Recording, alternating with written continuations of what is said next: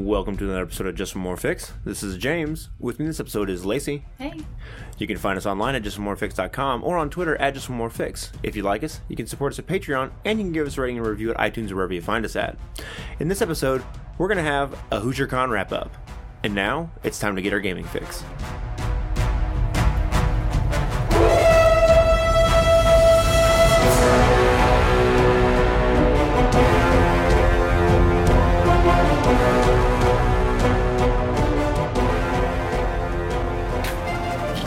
I'm Willie D. Nelson from All Things Good and Nerdy, a pop culture podcast, part of the Gonna Geek Network. Just like the show you're checking out now. Shows on the network are individually owned, and opinions expressed may not reflect others. Find other tantalizingly geeky shows at GonnaGeekNetwork.com. Welcome to another episode of Just More Fix. Couple quick announcements before we get things rolling today.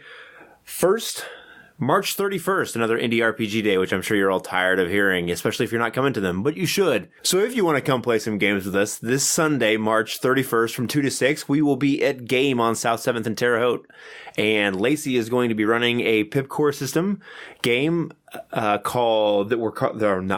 you are calling The Neighborhood Watch. Right on. And then I will be running Dogs in the Vineyard. So good spectrum of serious and not at all.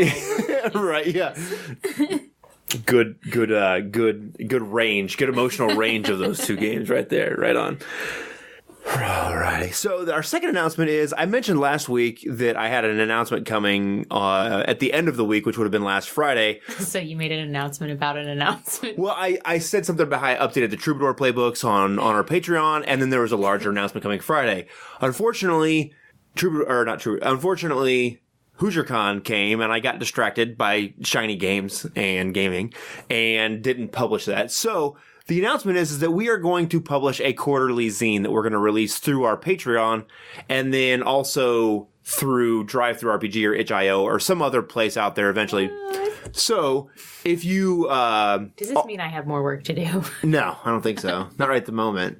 So you're the one that talked me into quarterly. I was like, and I'm glad you did. You were like monthly, and I was like, you're a crazy person. I thought this calm down, dial it back there. Right. Well, I have that. I don't know what you call it.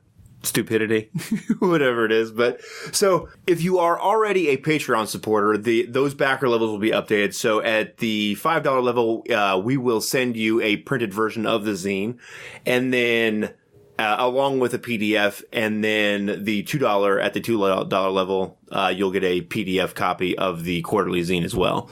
And then those will be going up on DriveThru or itch.io after they've been on the Patreon for a little while and that kind of a thing. So super excited to do that. We have, I think, the next 4 of them kind of roughly laid out in terms of a release sequence or what they're going to be based around. The first one is going to be Worms, which is from our creature feature episode, which is somewhere in the 50s, I believe, where we sort of brainstorm this body horror creature feature thing. So the first few of them are going to be OSR based sort of scenario adventure kind of things. And then we're going to branch out from there and see what we kind of end up with, because we've got a couple other ideas. So, yeah. In addition to that, most of the artwork that is in there is all... I'm a big fan of woodcuts from like the 14th, 15th, and 16th century. So a lot of those are public domain, and they're super thematic for kind of the world that for these scenarios that we're building. However, there are some other pieces that we would need to add to that. And the idea is that we are going to be looking to commission some pieces of black and white line artwork, but still in that woodcut style. So if you do any kind of artwork or anything along those lines, whether that's cartography or maps or any kind of illustration, and you'd be interested in having us take a look at your portfolio and seeing if stylistically it kind of lines up, you can hit us up on Twitter or on Facebook or email me directly, James at JustMoreFix, and we'll see what we can get put together. All right, I think that'll do it for all the announcements now that that's all through and over with. And we are going to have a HoosierCon wrap-up. So you may have noticed last week we didn't have an episode because I was trying to put things together for Troubadours at HoosierCon and kind of got behind and some other things happened. So we didn't release an episode, but we had a great time and focused on gaming and stuff like that and went to HoosierCon.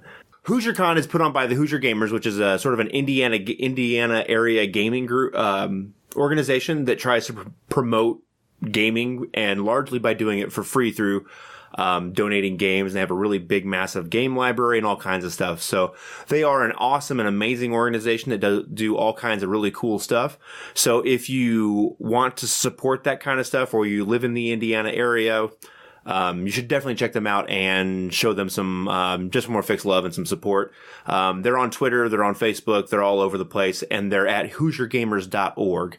And that's Who's, like WHOSYER gamers.org. So we'll put a link to their website in the show notes. And like I said, you can find them on Twitter and Facebook and on their own website. So if they do a lot of local community stuff too, which is awesome. So like then Thanksgiving, they have a Thanks for Giving gaming event, right, that helps raise funds and or canned goods, right, for stuff. And then they have a silent auction too. Their partner this year was the Indiana Youth Group, which is like a center for LGBT, the letters, alphabet soup, LGBTQ, right, youth. It gives them, well, there's a variety of services. You can look it up, but cool organization in Indiana, helping out minority teens. Very good. So this was the 11th HoosierCon, and last year, we didn't have any numbers for this year, but last year they said there were 1,855 attendees and a ton of events, and I really felt like this year it was even bigger. Did you feel that way, or? So I spent almost all of my time with our children, but I can tell you there was a lot more going on for kids, for sure. Mm-hmm. Like, it was better staffed and better put together. And from talking to the person that does Grow a Gamer thing in their like adolescent teen room area, they had 20% more kids this year than they did last year, which is a huge amount of growth. Right. So I guess it's probably a good place to start. So I know you spent the majority of time there, and I spent a fair amount of time in there as well. And the Grow a Gamer and the Grow a Gamer and Motley Kids areas are really just, there's no other place that I've been where they have that amount of events going on for kids and that are very focused and friendly towards getting younger kids to the table to actually play games and do events. And most importantly, it's all free. It doesn't cost anything. Yeah, if you're a family and you have kids that are interested in gaming, like there is no better bargain. Like, I basically played games and did crafts with our 3 children nonstop Friday and Saturday for nothing. Right. And the important thing to note is that it isn't like hi-ho Cheerio. You know what I mean? Oh, no. It's a gamer convention. I didn't see a single copy of Candyland anywhere. No. But I think it's important to mention because a lot of people, a lot of gamers, while they may play all kinds of different board games and RPGs, they may not have delved into a lot of the better designed kids games, because there are a lot of them out there, and there's just a lot of options, I guess, and a lot of really good games that are out there that it's not like pulling teeth to get someone to play Candyland, because that's just a terrible game. But a lot of the other games are just amazing and really a lot of fun. So, and it seemed to me like they had more youth-focused RPGs this year as well. I agree. So, like in their younger kid, the Motley Kids, which people might be familiar with because they also go to Gen Con. Right. But this is a much more compact convention, so it's a little bit easier to kind of participate in those things and then also do grown-up things if you're wanting to as well.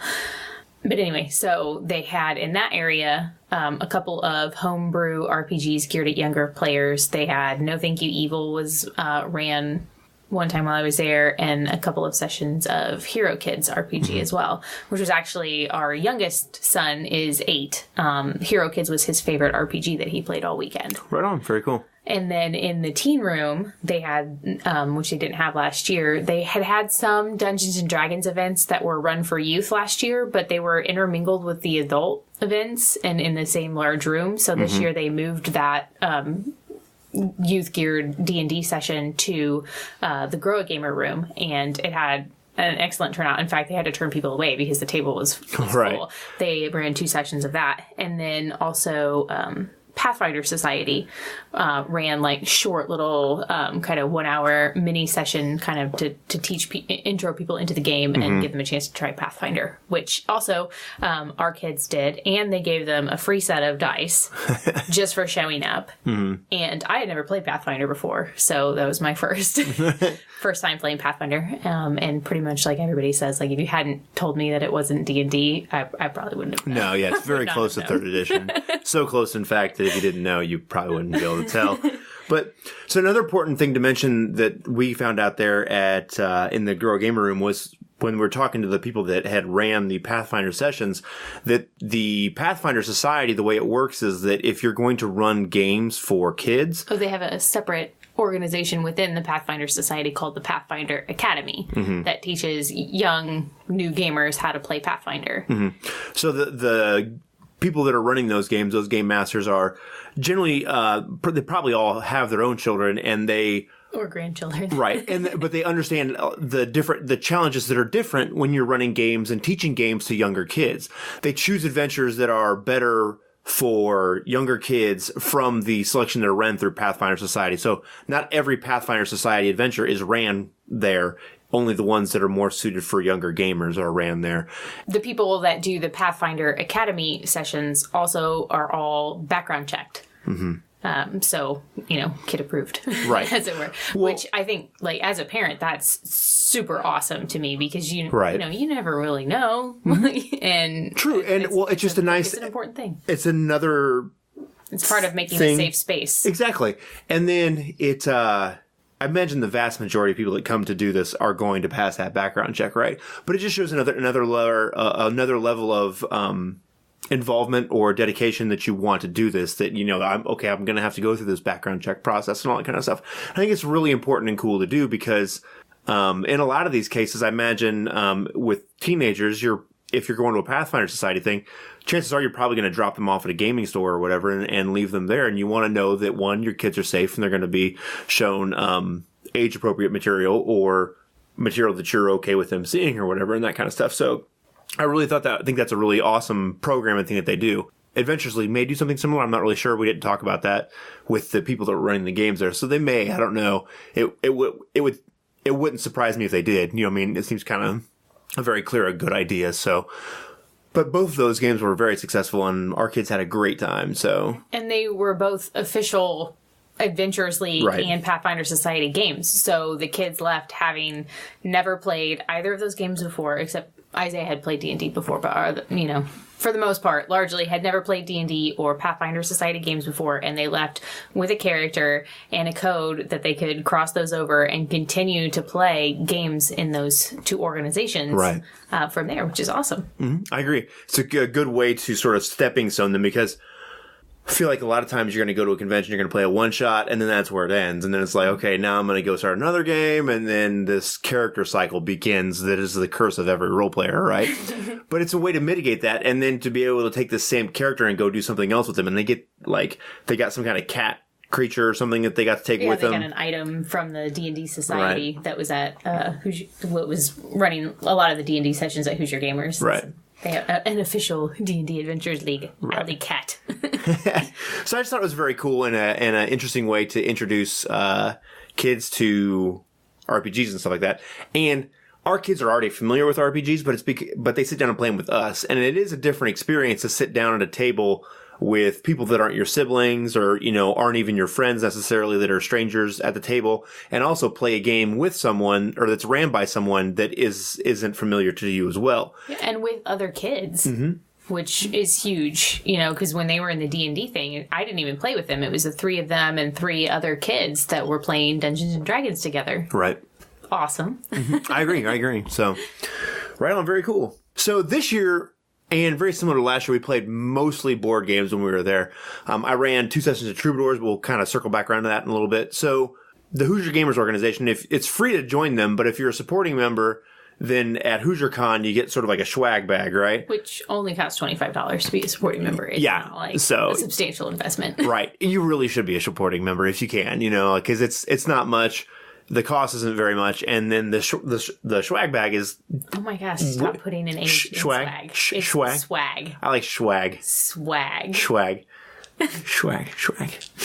I'm just gonna hit you. I can't handle it. So the bag of goodies that you get for attending the convention and being a supporting member is way more than $25, first off. So in terms of just value, you get a whole lot more than the $25. But so not all the bags are the same. There's different games in different bags. But the one that I enjoyed the most that we got, which I thought at first I was kind of like, I don't even know what this thing is, and was kind of nonplussed by it. You know what I'm saying? Silly. It's called fun. Jishaku, Jishaku. Let me pick it up here. It is from Continuum Games, and it says 14 plus, but I'm telling you that you could push that way down. Basically, if they're not going to swallow the pieces, you're good to go. Yeah. That's my speculation. There's a chance they might keep us far away. Right. Swallowing magnets is super bad for your health. So it says 14 on the box, but you can go way lower than that. And it also says for 2 players, but it's got a 3 and 4 player version inside. So, but the premise of the game is that it's got this little tray, and it's got like egg crating in it, like the foam, you know? Mm-hmm. And there are 18 magnets inside, like the polished rare earth style magnet or whatever, you know? Earth magnets. You know? Mm-hmm. And basically, if you're playing with 2 people, I have 9 and you have 9, and we take turns placing them in there, and it's not a very big space. There's 24 or 25 pockets, I think it said, or somewhere in that ballpark. It's right. Between 20 and 25 pockets. The total space is probably around like 6 by 10, maybe. It's not a very big space, right? I don't think it's that big. I don't know. Either way. It's like 5 by 8. It's like a sheet of paper. So you put your magnets in there, and then in the Jenga style of things, right? If the magnets, not if they move, but if they connect, then you get those pieces. And the goal is, in the basic version of the game, is to get rid of your pieces. The first one to get rid of all the pieces wins. And at first, when I saw it, I thought, it's kind of neat, whatever. Sort of nonplussed. It is weirdly addictive and frustrating because... Like, there's something about magnets that's inherently fun. Magnets are wicked cool no matter what you do. And I think They're I realized... Magic. They're like magic stones. They truly are. It's like the natural magic of physics. Hooray. But like, so it's pretty easy at first because there's enough room to put the pieces in there, right? But then as time goes by... Once everybody has about 6 pieces on and you have 3 left each, then there's no good place to put well, then you're trying to put it in there, and then magnets obviously have a north and south. And so as you're trying to set it down, the pieces will begin to move and shift because of the polarity. And then you're like rotating it in your hand and trying to puzzle out, okay, this one's the closest. Strategy too to the size of magnets because they're earth magnets, so they're not perfectly geometric shaped, and some are bigger than others. And you're like trying to play the big magnets first, the ones left at the end. So me and Isaiah and me and Zeke and then me Zeke and Eliza and Isaiah, we must have sat there and played that game for probably a good hour and a half, and we must have played 30 games or something because they don't take very long, you know. And it was just like this, I don't know, sort of childlike glee when the magnets clack together and they make that kind of buzzing, vibrating sound when they connect. And then it's kind of funny. Sometimes the chain reaction, like one will go and it bumps this one, and then all 3 of them are connecting together, and then there's 6 of them, you know. So it is a crazy simple game that you can explain in about 30 seconds and is just wicked fun. I don't know. It's so simple. It's, you know, like one of those no-brainer games to do, you know? And it could very easily be a game you play with, like, non-gamey people, you know? Like you would play Jenga. Well, it's an easy party game in a way, you know what I mean? You know, it really is. It's like space checkers is really what I feel like it is. You know what I mean? Like... Basically, I had way too much fun playing that game the past couple of days because we didn't open it up till we got home, but I don't know, I've had way too much fun playing that game. And I was thinking, what if you could combine these 2 together? Because we have 2 copies, and then you could have like 32 magnets now, or I guess it'd be 36, but you know, it could be way cool. Right on. So that's Jishaku. That's what I called it. Jishaku. So I'm calling it Jishaku. That's what we're gonna go with. Jishaku. So. Are there any board games that we played and demoed from the game library that really stood out to you?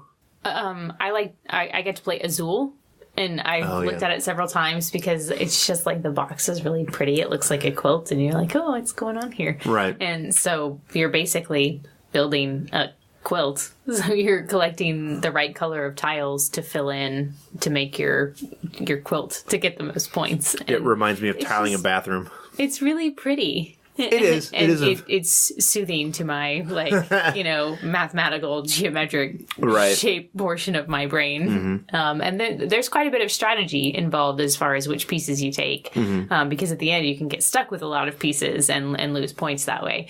And I don't know. I had seen it and I didn't really even know what it was. I just wanted to play it because it looked pretty. Right. But I had heard good things about it. I had never played it, but I had heard good things. And I knew the box is very colorful and all that kind of stuff. So I'm not really big on tile placement games to begin with anyway.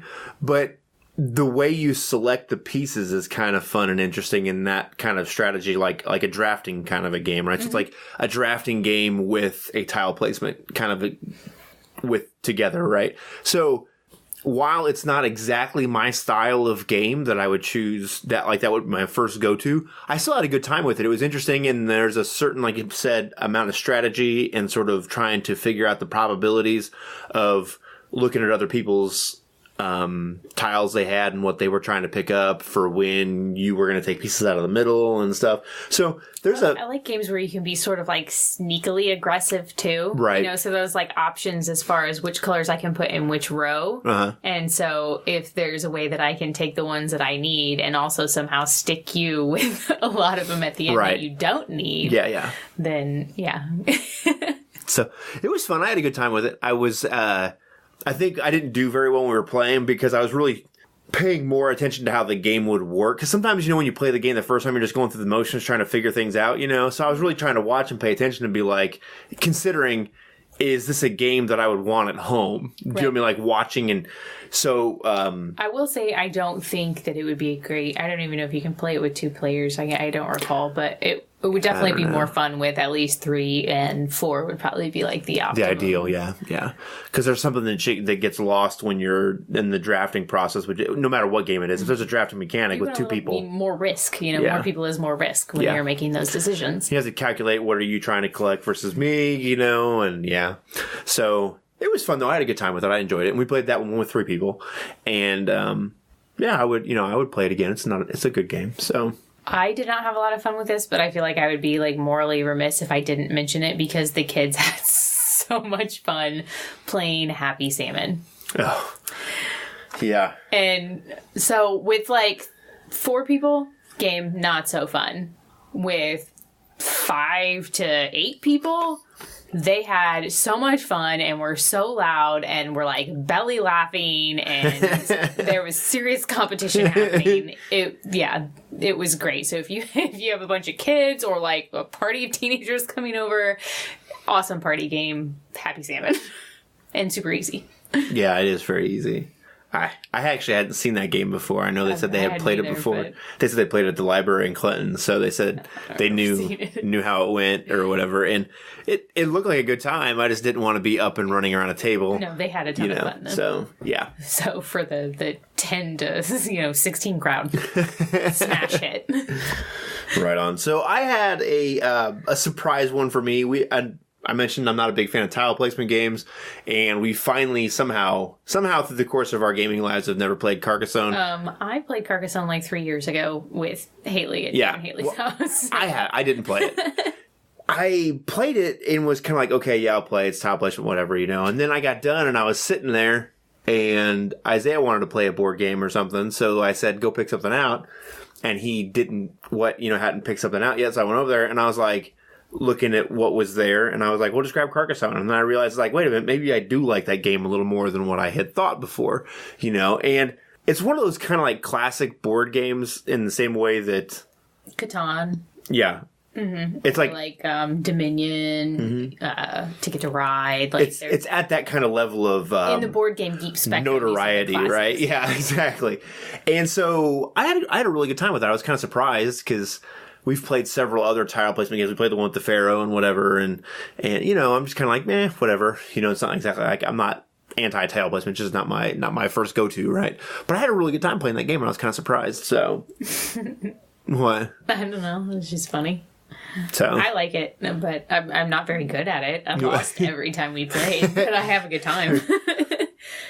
So I will say the one that I had the most fun playing, as far as board games go, though, is the Princess Bride, the Poison one. What's it called? Battle of Wits. The Battle of Wits. So if you haven't seen Princess Bride, shame on you, first off.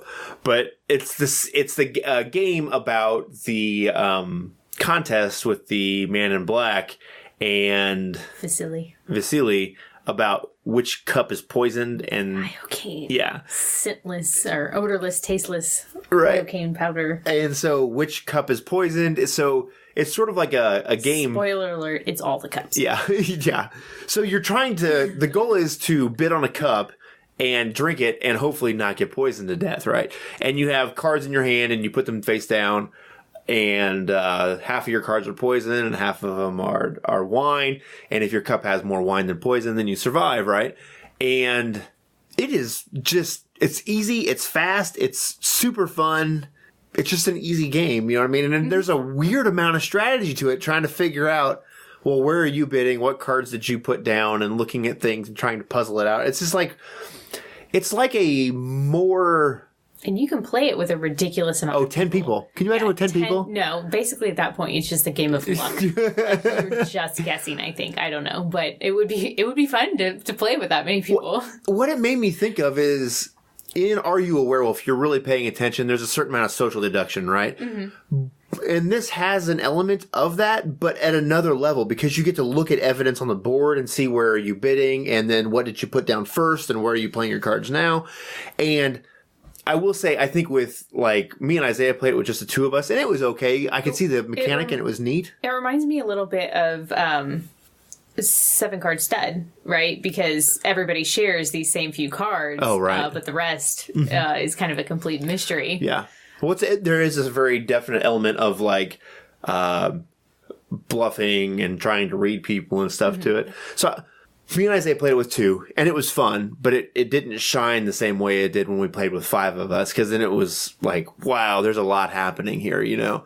And I just, it's another game, kind of like I mentioned with the Jishaku, that it's fast, it plays quickly, it's 15 minutes basically what the box says, and it's very, even if you're not a gamer, it's very easy to understand. Poison, wine, don't get poisoned. Done. Right? Is it a skull and crossbones or grapes? Yeah.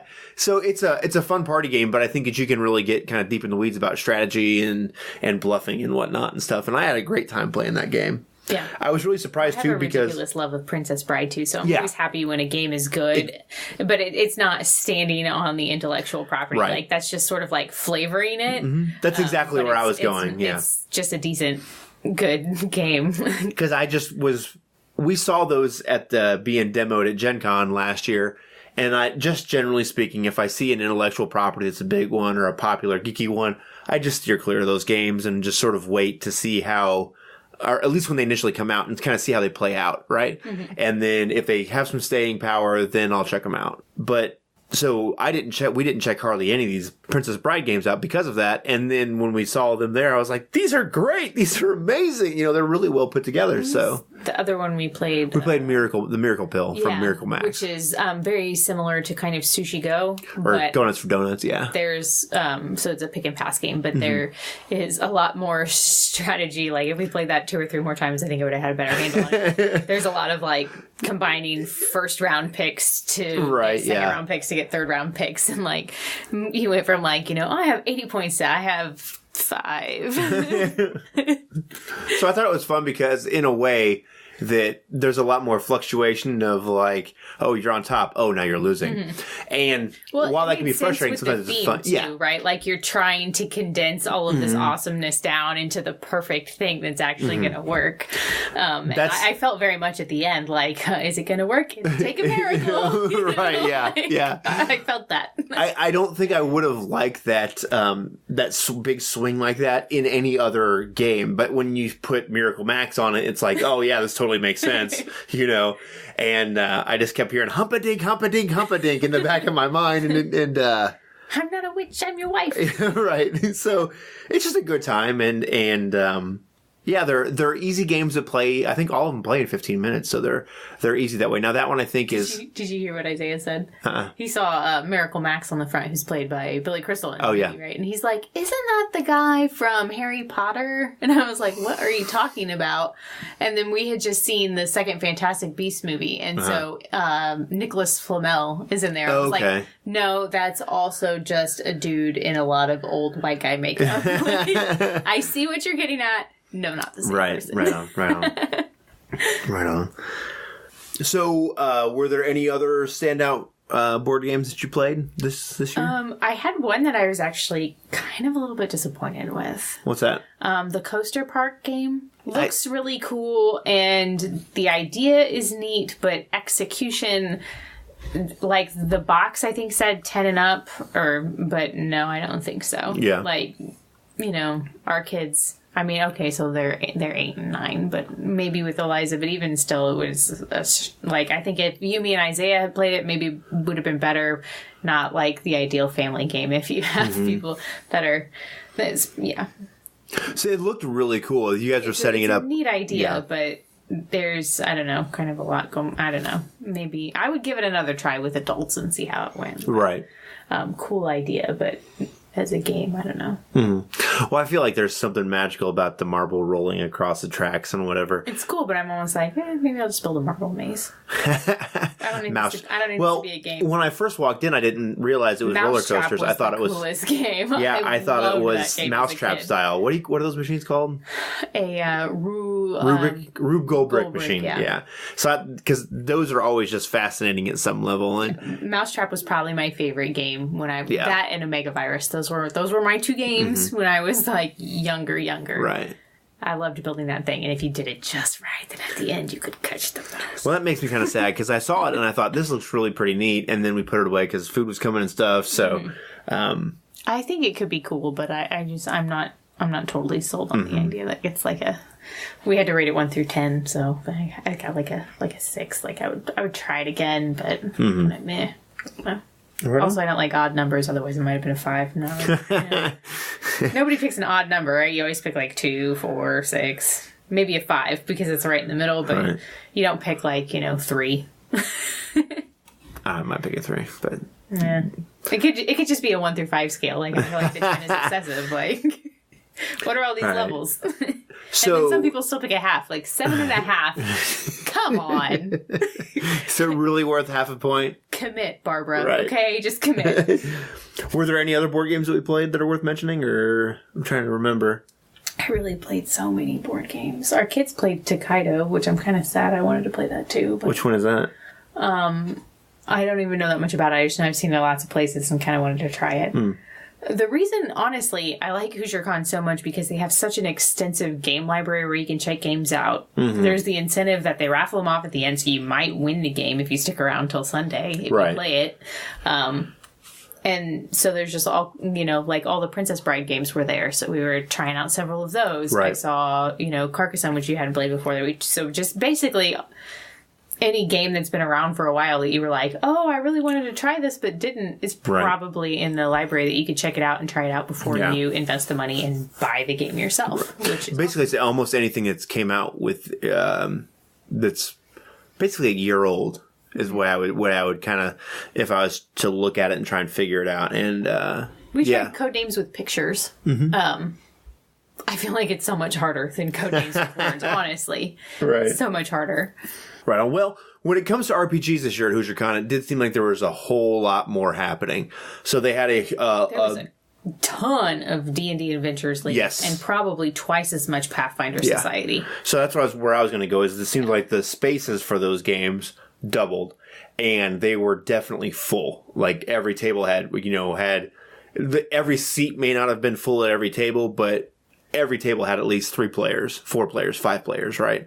And the same is true in the gaming room where people were running non-Adventurers League and non-Pathfinder Society games, and all of them were full. And it was just, it was good to see, that the con has continued to grow and still maintain the same kind of really super friendly, laid back atmosphere where we're really just here to play games, because Gen Con is awesome, but it's so sort of commercialized in a way that there's a lot of pressure for things and go there. And my next game is across here. I got to walk a 2-mile hike. It's so spread out that if your game doesn't have enough players, or you didn't have tickets sold, or people didn't show up, and there's other people that aren't playing games right now, it's almost impossible to make that, like, there could be a lot more gaming happen if we could find some way to bridge that gap. Right. And I feel like with technology and apps, we certainly could, but nobody's really, like, caring enough to work on it on the Gen Con business end, which is sad. But HoosierCon is a smaller convention, so everything's so close together. And so they solve it by just making tabletop signs that say, looking for players. So if you have open seats, you can put one on your table, and somebody walking by can be like, oh, hey, I'm going to play a game. And then on top of that, I had a guy that had just come up to our table, and he sat down because I had stepped away to use the bathroom, get something to drink, and I came back, and there was a man sitting at the table, and I said, oh, are you here for Troubadours? And he says, yeah, but I don't really have I didn't sign up for it. I was just hoping that if somebody didn't come, maybe I could, get in. So I had kind of, with the intention of that might happen, that's why I capped the game at 5 people, because I thought, well, if another person shows up, I've got 6 playbooks, we can run this game with 6 people, and it will still works, right? So I told him, I said, well, just hang out, and 5 signed up, but if all 5 of them are okay with you sitting in, then it's 100% okay, But if there's, and if somebody doesn't show, then you're good to go. And so he didn't have to go anywhere. He just looked in the catalog and found a game that he was interested in, and then just came to see, hey, can you work me in or whatever? And the same was true granted, this is in the kids section or whatever, but that's sort of what happened there with a lot of the kids there. And you sort of accommodated people. And it seems very relaxed because there's no financial cost to any of it. So you're not paying tickets or anything. We're just there to quite literally have fun and game. The only thing that cost any money were escape rooms. And they're put on by the actual escape room company. Right. And they don't cost you any more. In fact, they probably cost a little less when you play them at the convention than if you were to go there and do an escape room. Right. So it's still a good deal. Yeah. Oh, yeah. And so there's always a lot of different games that are being ran. So lots of D&D, lots of Pathfinder. I lied. There's crafts there that cost money too, but it's literally just to cover the cost of the craft. And you get something. You make something. Right. So also lots of war games. We saw BattleTech. I saw some 40K happening. There were some like Starship Bridge simulators. Yep. So I was kind of bummed. Last year there was some dust there. Now, granted, I didn't play. So I'm not helping the cause any, but I just like to see dust around, and I didn't see it there this year, so that was kind of a bummer for me. But there's some miniatures, but there's not a big amount of miniature gaming happening. But that whole room that's across from the gaming room, that's all what the majority of what that is that's in there. So I would say it's probably mostly board games, RPGs second, and then war games third. Right. So which I'm okay with. I think the war games are kind of neat to look at and watch, and I like to sometimes walk through and I like to watch people what they're doing when they're playing war games, because I like to look at the models and the minis and all that kind of stuff. And it's still there enough. Like if that's your jam, you could there's plenty of people ahead of time and be fully occupied. Well, and there's lots of different games. X-Wing was there, BattleTech was there, 40K. I don't think I saw any Malifaux. I don't think I saw any Dust. But there were lots and lots of of the different mini games that were there. And it seems like probably about even to the distribution that's at other conventions like Gen Con that have a mixed amount of stuff. It's just on a smaller scale, so right. You'd lose some of the more niche titles because there's just not as much. So when it comes to Troubadours, I ran 2 sessions, and my first session had 4 players in it. It was supposed to have 5, but someone didn't show or whatever. So I had 4 players, and they were all 4 familiar with PBTA games, and so it was fun because I was actually we had some time beforehand. And they were like younger gamers, like compared to me. So early to mid 20s, And it was interesting talking to them about what PBTA games they had played, because there's so many of them now. And they were like, so what do you do? And where does this come from? And I'm like, well, it's kind of like these 2 put together. So I kind of described Troubadours as it's a combination of Night Witches, Mashed, and Monster Hearts, right? That's the three main things that kind of come together. And then a little bit of some Spirit of 77 because some of the moves are very similar. And there's a certain amount of ridiculousness that's happening in Troubadours, right? Right. And so those are the four main inspirations for it. So I kind of mentioned that and they were like, oh, so I know what Night Witches is. Haven't played it. I've never seen Mashed, and then it was like, well, what ones have you played? So they played like a lot of Urban Shadows and stuff. And so it was interesting because to just have a few minutes to like talk about because PBTA is so big now, you know what I mean? So I mentioned like the Warren and they're like, oh, we haven't heard of that one, and it was very interesting. So my first session went off perfectly though. It was the four people that sat down to play. It was all their own gaming group, right? So it's sort of like when we played Warren at Gen Con that one year, right? Right. It was just perfect because... oh, wow, you guys did so well together. Exactly. Well, we game together every day. Yeah. So... okay, not every day. We wish every day, but... right. So it was really interesting because they were really good at playing off of one another. There were a couple people that were kind of into some drama stuff before, so they had a certain kind of affinity for the material, you know what I mean? Like, but everybody likes that kind of stuff because we're all overacting at the table anyway, so it's an easy sell, right? But so it was a lot of fun, and it put me a lot at ease because it's one thing to go run a game at a gaming store or at a convention, right? But it's a whole, because people have done a lot of work on these games, right? But so I took it there and it was like, oh my God, like this is my game. Like I haven't hardly done anything on this thing, right? Is what it feels like. And so, it was interesting because it was a different kind of pressure. And when I got done with that session, I felt really good because it was a good session, right? And they were like, these basic moves are really good and these pick lists are really good. And I was like, that's great. I wish I could take credit for it. It's sort of like I smashed together all the PBTA ones that I really like and picked the things that I like from all of their pick lists and kind of combined them all with the addition of a few things, and changed them. I mean... well, yeah. Yeah, but like largely they're inspired by those ones where people have done, like the heavy lifting has already been done by other PBTA games, right? Whether that's actual Apocalypse World or the other ones, right? So, but it made me feel really good and that the game has a good direction. I got asked if they could buy it. Like, where can I buy this game at? And I said, well, you can't buy it right now, and that kind of thing, and had that conversation. But, by and large, that first game was exactly like every other game of Troubadours that I'd ever ran. The second session, though, was a little different because most of the people at the table hadn't played PBTA games before, so that kind of presents a different challenge, right? And kind of trying to explain how things work because someone showed up with an actual mini, like this is going to be my mini for this game, and I was kind of like, that's not really what this is, but cool, like cool mini. So they had at least played role-playing games before? No, they just brought a mini, like, they bought one, like, I'm going to play a role-playing game today? Yeah. So, that's awesome. Well, I think what it was is, also sad and awesome, but... well, like, I think that they looked at what was on the list and stuff, and there were some of the people that were there that stopped at the table, hey, how you doing? Are you having fun? Whatever. Mm-hmm. So it was my impression that they had been exposed to RPGs before, but... it would be kind of fun, though, to play, like, a classic... well, like, Lamentations is on kind of the right time period to do that. Right, yeah. Shakespearean-inspired with miniatures and, like... right. The Globe Theater and something goes terribly wrong, and like, the Globe Dungeon. Right. That could be a lot of fun. Build like a whole yeah, deal. like a little English diorama, Hamlet, if you right? will. So it presented some interesting challenges because several of the players weren't familiar with PBTA. So one of my players, there was 5 at the table. One was very, very familiar with PBTA.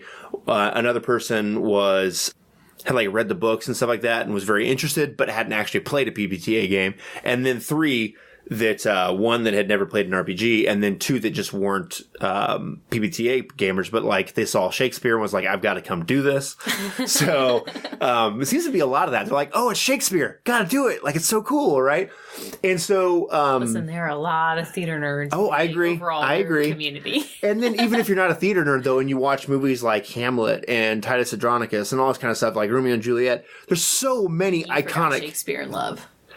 Romeo and Juliet, and but like, there's so many iconic Hamlet, movies and stuff like that even if you're not a theater geek or whatever, you're kind of drawn to it anyway, right? Because it's classic, everybody knows it. You know what I mean? Right.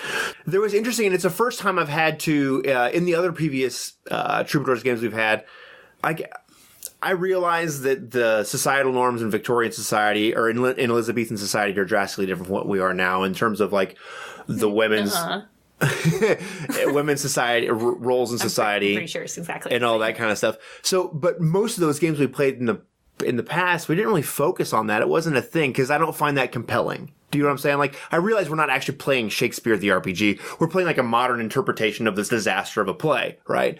But it sort of came up a little more. And it was an interesting moment to try and juggle that because I've, in terms of like putting the game together, I wrote some things about how do you deal with that at the table and how do you approach that subject and whatever. So it was kind of interesting to see, and it worked at the table. There was a little bit of some tense moments when that happened, you know, when those themes were coming up. But in the same way that horror really relies on the moments of humor to bring the horror out, right? I felt like that sort of brought some more of the cool drama on stage out a little bit because once we had these intense moments, right, when it pivoted away from that and went back to sort of the ridiculousness that is ensuing and trying to keep this whole production together, it sort of showed a good change in tone from those two things. So it's like, oh my God, intense. And then, oh my God, ridiculous. Hold it together. You know, and well, I think that's what makes some of those games really work really well is that you have these high highs and low lows and the sweet spot is the moments in between those two, right? And that's what kind of pulls it all together, you know? So it was very different to juggle and it made me consider some things slightly differently, you know what I mean? You know, in terms of what needs to be done with the game and some things that need to be specifically spelled out. The other interesting thing that happened was during the playwriting phase, which is really what is the crux of Troubadours, there was some serious dispute that was happening, like player versus player, about what the tone and content of the play needed to be. And then there were moves that were being activated and like, I'm going to try and influence you and then I'm going to pierce you and all this kind of stuff. That's back and forth. Though.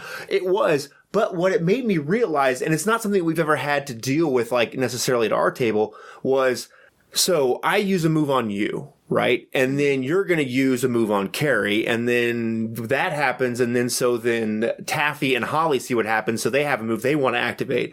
So it actually got to for the first time for me in a PBTA game where it was like, okay, we all have to stop and we have to negotiate this move first. And then to this move, and then to your move, and on, because there was just so much happening.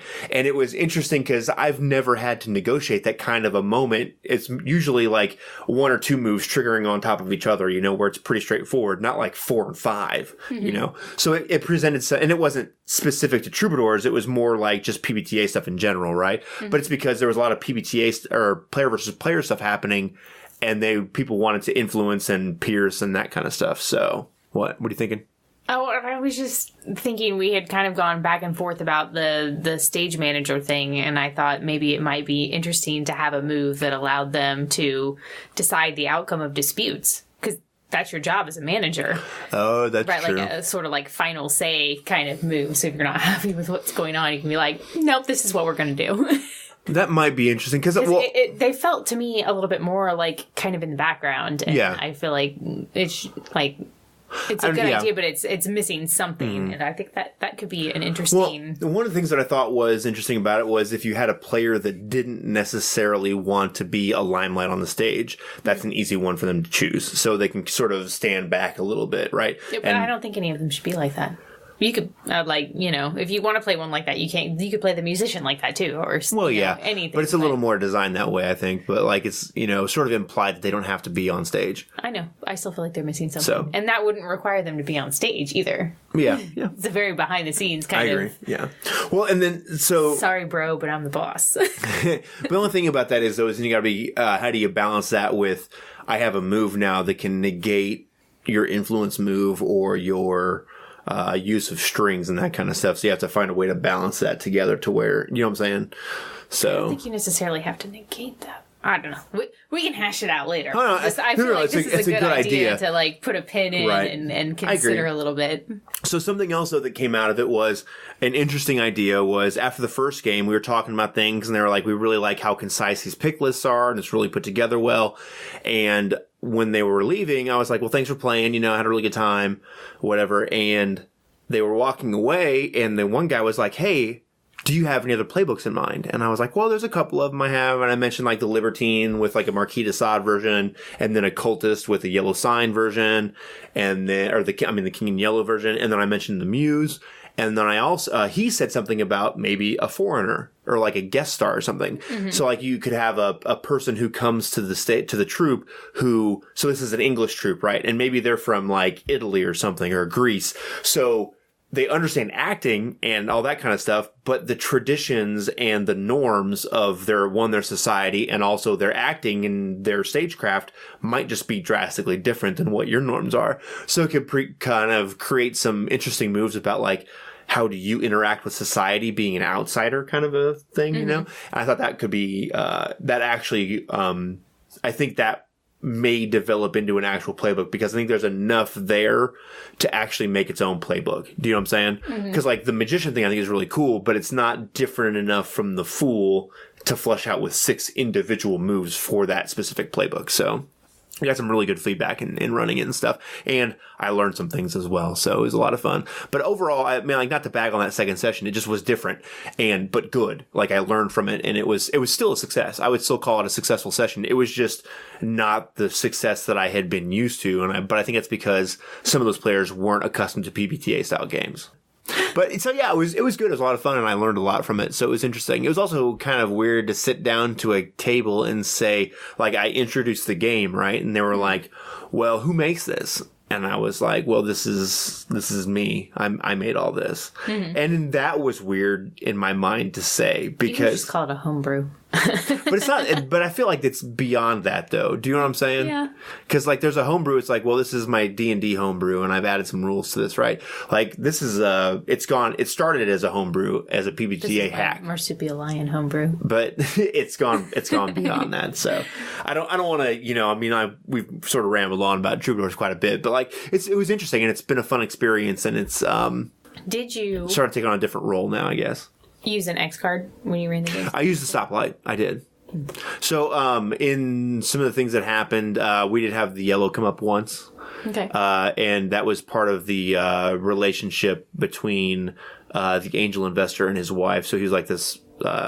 He was Old McDonald, quite literally. So they were like, his last name is McDonald. So he's like, oh, he's old McDonald. So I was like, okay, cool. He's like super old. And then, so it wasn't a huge deal, but so like, okay, we'll pull back and just like, it's not nefarious, whatever, And so like when that came up, did you find that you had to do anything or like the players that were involved in that interaction? Was it 2 players or was it like Game Master? So it was all of the players in this scene and then a question got asked, right? Okay.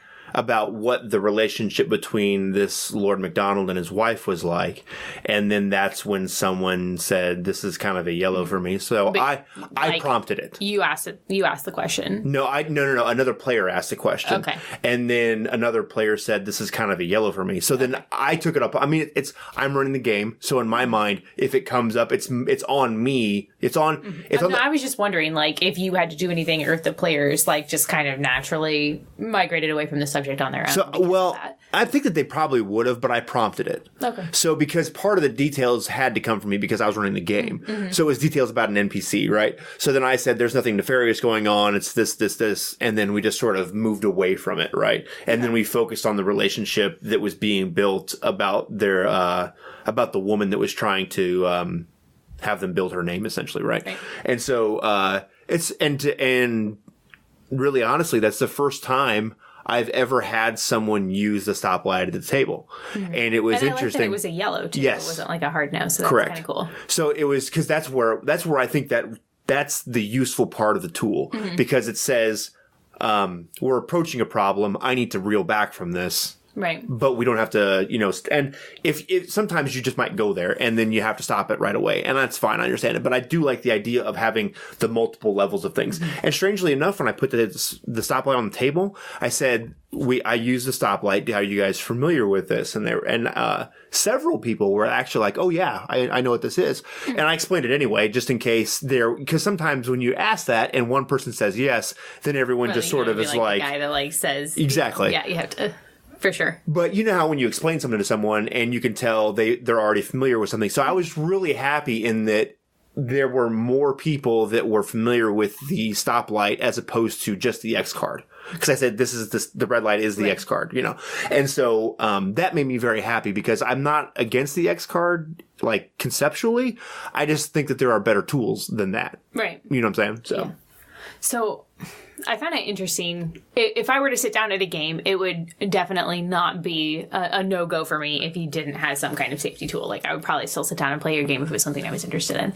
But when I was browsing through the event catalog, I found an event where it was described explicitly that, like, they did not use the X card. It was not going to be at their table. And I thought, that kind of comes across as douchey. I'm sorry, but if you have to say, like, I'm not going to use this safety tool, I'm kind of like, all right. Like, it could have just been there when I showed up or not been there, but to say explicitly, like, I'm not going to use this. Well, then my also thought is, like, crappy.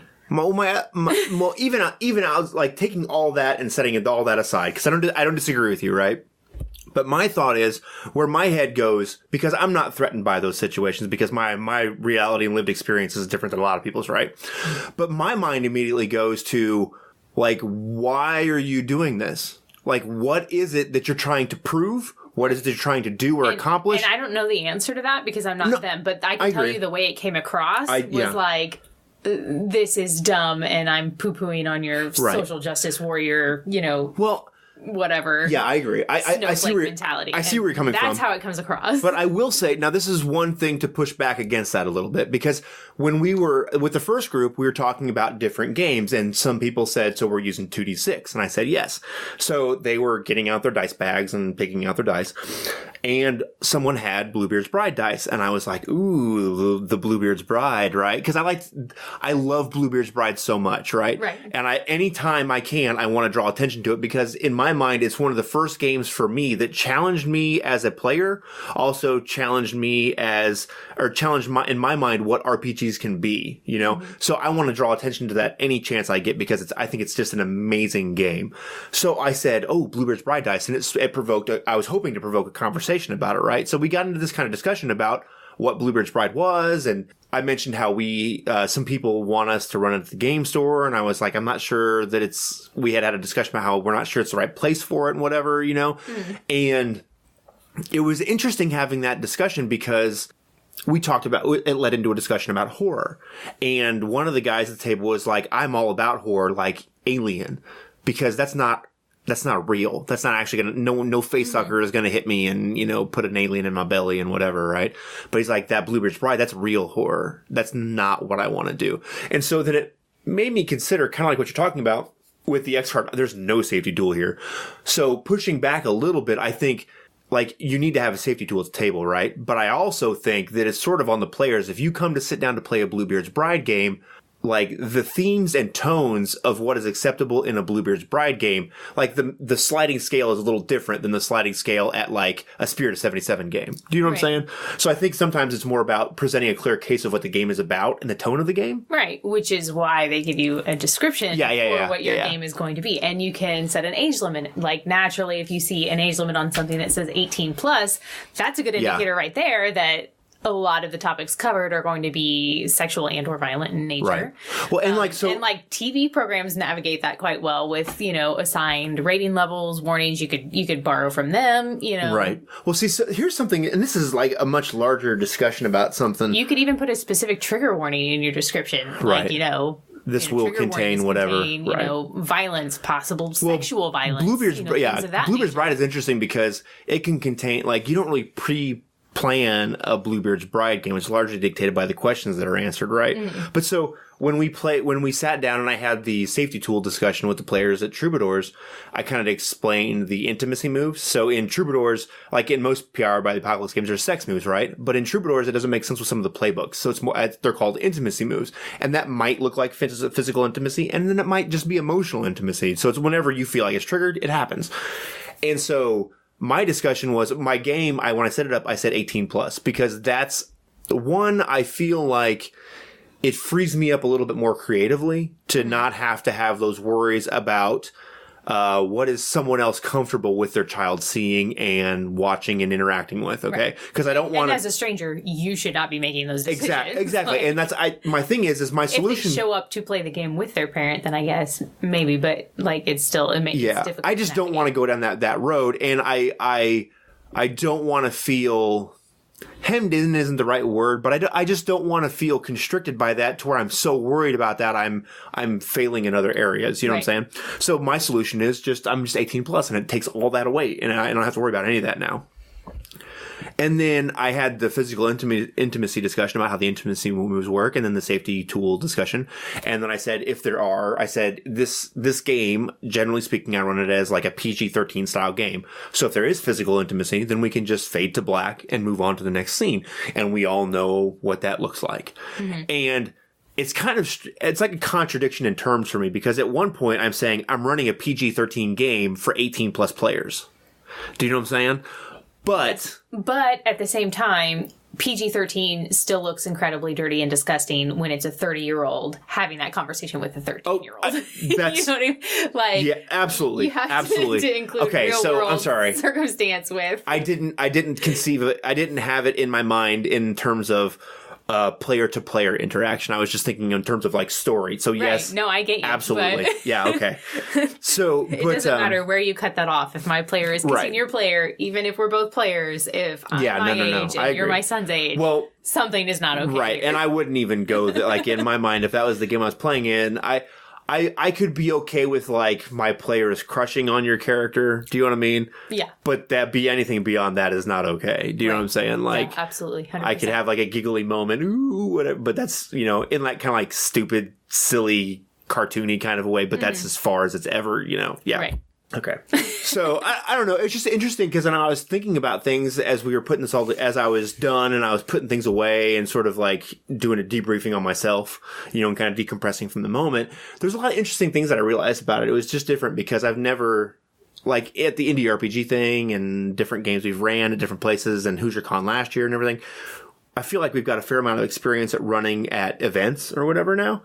And this was different than all of that. And it was, I don't know, just easier in some ways, but harder in others, It was a lot of fun, though, and it was interesting to be like, it was very satisfying to me, some of the feedback that people were like, this is really good. This seems like a real game. This like, not like, they said, this seems like it's ready to publish, and that made me feel real good and confident in that it's sort of moving in the right direction or whatever, but at the same time, absolutely terrifying.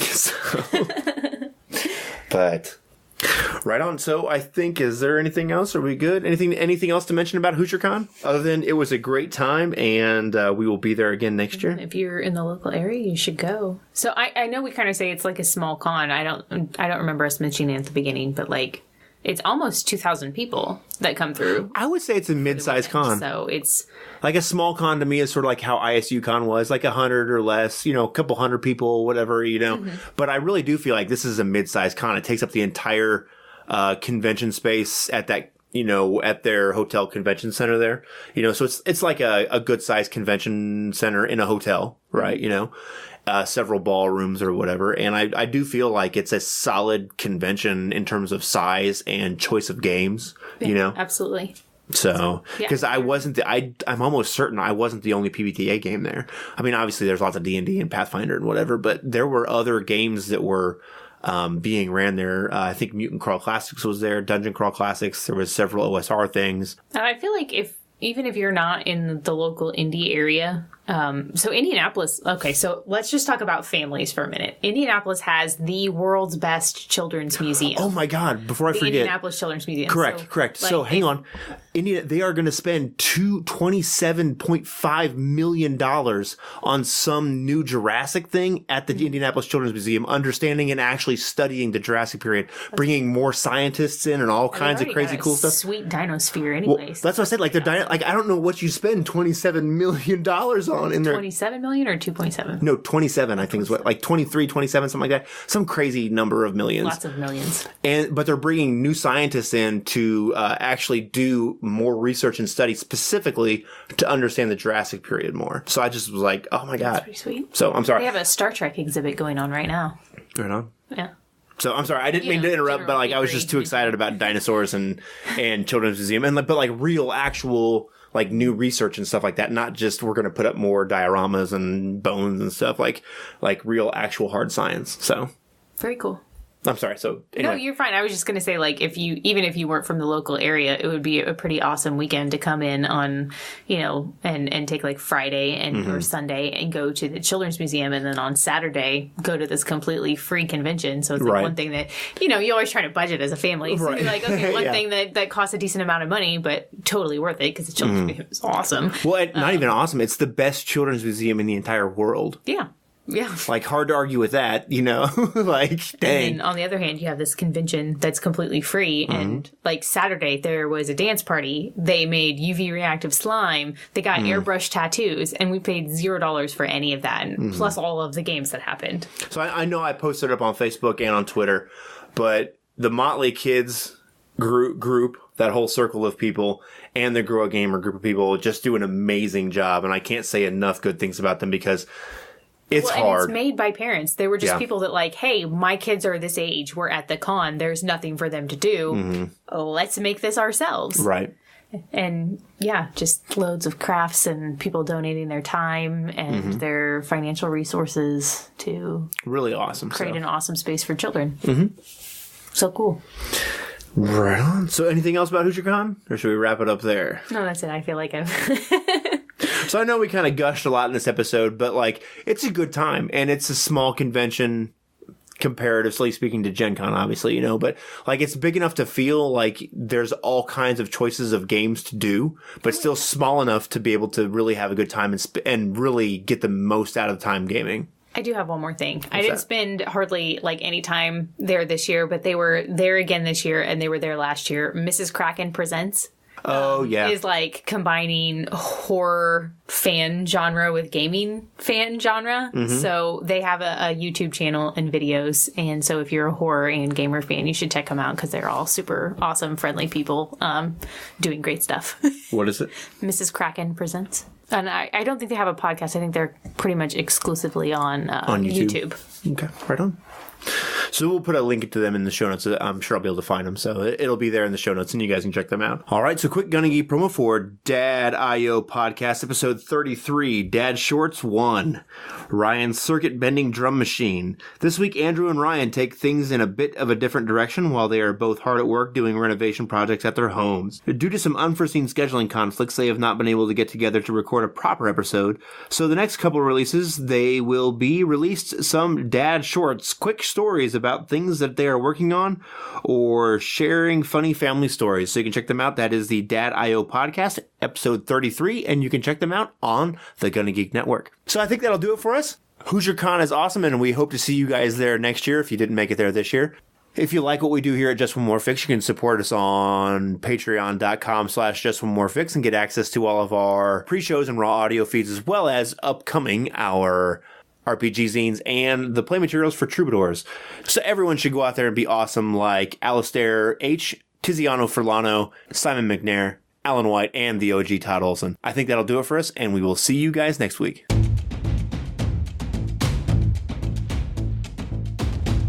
Thanks for listening. This has been an episode of Just One More Fix. Music has been provided by Kevin MacLeod. You can find him at Incompetech.com. You can support us at Patreon.com/JustOneMoreFix or follow us on Twitter at JustOneMoreFix.